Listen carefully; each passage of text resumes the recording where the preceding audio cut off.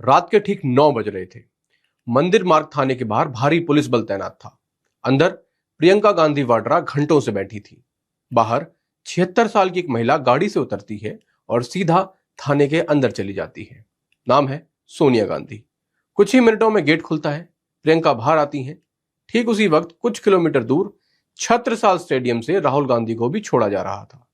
पर सवाल यह है, दोपहर 3:30 बजे जो शुरू हुआ था प्रधानमंत्री घर के बाहर एक शांत सा धरना था, वो रात 9 बजे तक इतना बड़ा हादसा कैसे बन गया और इसके पीछे सच में मकसद क्या था? आज पूरी कहानी एक एक मिनट का हिसाब हम आपके सामने रखेंगे। नमस्कार, मेरा नाम है प्रखर तिवारी और आप देख रहे हैं सारांश। चलिए शुरू करते हैं।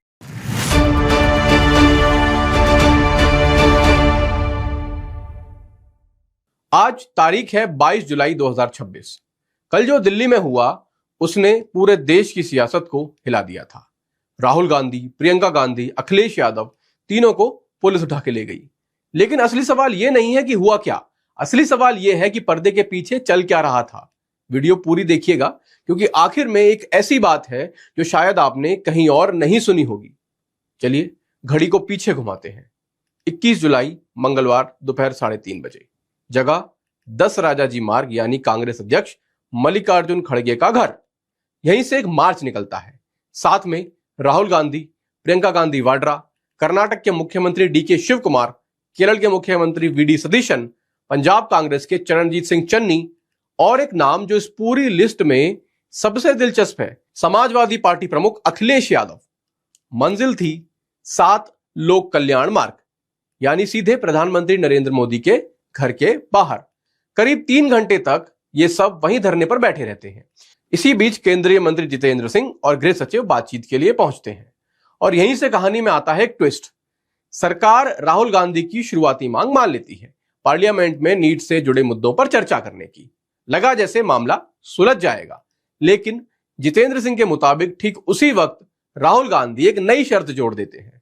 शिक्षा मंत्री धर्मेंद्र प्रधान के इस्तीफे की। बातचीत टूट जाती है और शाम ढलते ढलते हालात बिगड़ने लगते हैं।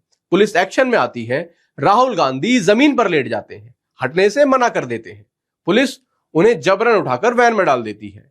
इसी दौरान उन्हें मामूली चोट भी आती है और फिर उनको ले जाया जाता है छत्रसाल स्टेडियम। ठीक उसी समय दूसरी बस में प्रियंका गांधी वाड्रा को ले जाया जाता है मंदिर मार्ग थाना और तीसरी तरफ एक और पुलिस बस में बिठाया जाता है अखिलेश यादव को। कैमरे में कैद होता है उनका एक सवाल, अरे कहां ले जा रहे हो पुलिस भाई? मांग वही है जिस तरीके से आपको डिटेन किया गया, यहाँ पर लाया गया। राहुल गांधी भी यही है, पूरा विपक्ष यहाँ है, क्या प्रतिक्रिया? देखिए, जो मांग छात्रों की है, सरकार को छात्रों की मांग माननी चाहिए। जो उन्होंने मांग रखी है उसको स्वीकार सरकार को करना चाहिए। और सरकार ने जो अन्याय किया है छात्रों के साथ, युवाओं के साथ, जिस तरीके से उनको पीटा गया, उनका सर फोड़ा गया, हड्डी तोड़ी गई, करंट लगाया गया और जो कुछ सरकार कर सकती थी सरकार ने दमन करने की कोशिश की है। लड़कियों के कपड़े फाड़े हैं। क्या ये लोकतंत्र में उम्मीद कर सकता है किसी सरकार से? और जब शांतिपूर्ण आंदोलन और प्रदर्शन चल रहा उस समय, इसलिए हमारी मांग है कि सरकार जो छात्र हैं, युवा हैं, उनकी मांगों को मान लें। इधर मल्लिकार्जुन खड़गे को भी ले जाया जाता है। अब घड़ी आगे बढ़ती है। करीब 2 घंटे बीतते हैं और मंगलवार रात को छत्रसाल स्टेडियम से राहुल गांधी को छोड़ दिया जाता है। ठीक उसी वक्त दूसरी तरफ सोनिया गांधी खुद मंदिर मार्ग थाने पहुंचती हैं अपनी बेटी को लेने के लिए और उनके पहुंचते ही रात करीब 9 बजे प्रियंका गांधी और दीपेंद्र सिंह हुड्डा को रिहा कर दिया जाता है। बाकी सारे नेता अखिलेश यादव समेत मंगलवार देर रात तक छोड़ दिए जाते हैं। तो 3:30 बजे का एक शांत धरना रात 9 बजे तक थाने, हथकड़ी और हाई वोल्टेज ड्रामे में बदल जाता है। सुन लीजिए, क्योंकि अगर हम डिस्कशन चाहते हैं, डिस्कशन नहीं होता है। अगर एलओपी पार्लियामेंट में कुछ कहना चाहते हैं, वो नहीं होता है। अगर हम परमिशन मांगते हैं कि हम धरना प्रदर्शन करना चाहते हैं, वो परमिशन नहीं मिलता है। तो हम वहाँ पहुँच गए जहाँ इनको उम्मीद नहीं थी कि हम पहुँच जाएंगे।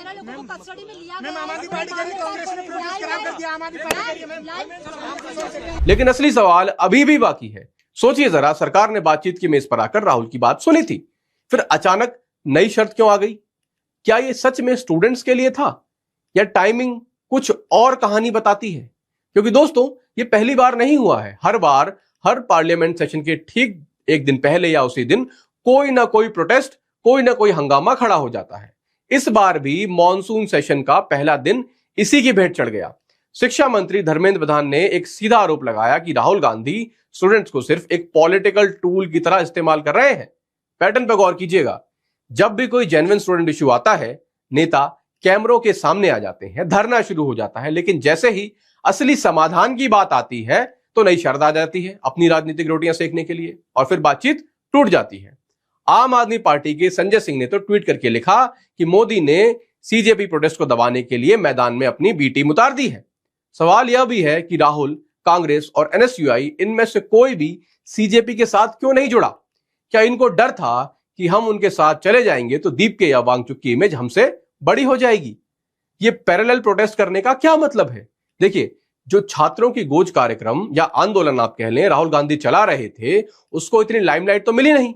मंडे को उन्होंने देखा कि छात्र इतने भड़क गए हैं और फिर आज सारी लाइमलाइट सीजेपी पर है, तो भाई साहब उतर गए मैदान में कि हम भी कुछ करके दिखा लेंगे, और साथ में लाल टोपी वाली सेना भी आ गई।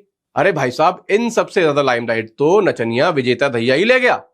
ताजा रिपोर्ट्स के मुताबिक दहिया को प्रवक्ता पद से बर्खास्त कर दिया गया है। और हाँ, सीजेपी प्रवक्ता सौरभ दास ने पुलिस पर ब्रूट फोर्स करने का आरोप लगाया है। लेकिन सरकार ने जो आज रूप दिखाया वो युवाओं को भी याद रखना चाहिए सदियों सदियों के लिए, कि कैसे लाठीचार्ज किया, कैसे आंसू गैस छोड़ा, कैसे उन्होंने मास्क पहन के एक तरह से गुंडा के तरह घुस के उन्होंने स्टेज तोड़ा, लोगों को हटाया, लोगों को पीटा, मारा, सर फोड़ा। ये सारा सिर्फ ये सारे काम सारे गूंज करते हैं, स्ट्रीट के गूंज करते हैं। लेकिन ईमानदारी से पूछिए अपने आप से, प्रधानमंत्री के घर जैसे हाई सिक्योरिटी जोन के बाहर अगर कोई डटकर बैठ जाए, हटने से मना कर दे, तो प्रशासन के पास विकल्प ही क्या बचता है? अब आता है सबसे दिलचस्प हिस्सा। इसी डिटेंशन वाले दिन सुबह ही राहुल गांधी और अखिलेश यादव पार्लियामेंट में एक कमरे में बंद होकर करीब 1 घंटा साथ बिताते हैं। दरवाजा बंद था, साथ में सिर्फ प्रियंका गांधी थी। किसी ने ऑफिशियली नहीं बताया कि अंदर क्या बात हुई है, पर पॉलिटिकल एनालिस्ट कहते हैं, राजनीतिक विशेषज्ञ कहते हैं, ये मीटिंग 2027 के उत्तर प्रदेश विधानसभा इलेक्शंस की सीट बंटवारे को लेकर थी। यानी जरा सोचिए टाइमिंग, एक तरफ बंद कमरे में सीटों का हिसाब किताब, और उसी दिन सड़क पर स्टूडेंट्स के हक की लड़ाई। दोनों घटनाओं के बीच महज कुछ घंटों का ही फासला था। यह गठजोड़ नया नहीं है दोस्तों। 17 में भी ये लोग साथ आए थे, राहुल गांधी और अखिलेश यादव। कह रहे थे गंगा जमुना का संगम हुआ है, बड़े बड़े रोड शोज किए गए थे। नतीजा क्या निकला? जनता ने उस चुनाव में इन दोनों को ही नकार दिया। तो सवाल फिर वही है कि ये अलायंस जनता के लिए है या सिर्फ कुर्सी तक पहुंचने का एक कैलकुलेशन है? दोस्तों, जब भी कोई बड़ा फैसला आता है, डेवलपमेंट की बात होती है, अपोजिशन के पास कोई ठोस काउंटर प्लान नहीं होता, कोई विजन नहीं होता, अच्छे मुद्दे इन लोगों को उठाने नहीं आते, किस तरीके से मुद्दों की मांग करनी चाहिए वो नहीं आता है, बस धरना, हंगामा, आरोप। उधर सरकार बार बार दिखा चुकी है कि वो बातचीत के लिए तैयार है। मंत्री भेजना हो, पार्लियामेंट में चर्चा करनी हो, मंडे को भी जेपी नड्डा सीजेपी से मिले और कल राहुल गांधी से बात करने के लिए केंद्रीय मंत्री जितेंद्र सिंह को भेजा गया।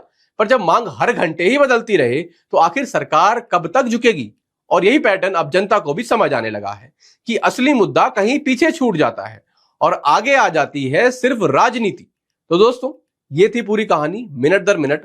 अब आप बताइएगा, 3:30 बजे का धरना, रात को 9 बजे की रिहाई और बीच में वो बंद कमरे की मीटिंग, क्या ये सब सच में स्टूडेंट्स के लिए था या 2027 की तैयारी थी? कमेंट में जरूर लिखिएगा। अगर वीडियो पसंद आया हो तो लाइक जरूर कीजिए, शेयर जरूर कीजिए और CF टीवी को सब्सक्राइब करना मत भूलिएगा। अगली अपडेट हम आपके सामने जल्द से जल्द लाएंगे। मेरा नाम प्रखर तिवारी है, आप CF टीवी देख रहे थे। धन्यवाद, जय हिंद।